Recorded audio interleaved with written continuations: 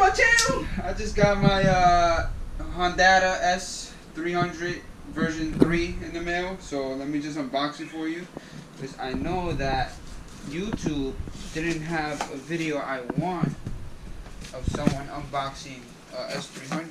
So mine just came in the mail. Let me open it up. And here it is. Wrapped in bubble wrap. This is how it comes. Let's open this up. Alright. Let's open this up. I bought it from High Motorsports. It came with 2 stickers. Thank you for your purchase. Need help? See website. Yeah. All software is now online. Thank you. It comes with the wire, the adapter that you get to plug in, even though it's Bluetooth. The Hondata that's in here. It comes with all of this. So yeah, I just gotta get it soldered. Then it comes with the thing that you need to get it soldered onto your ECU.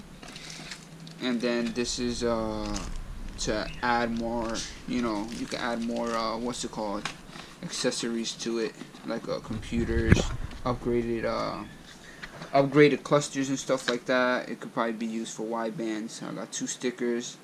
I know I won't be using those, but other than that, that's what comes in the box. Yep.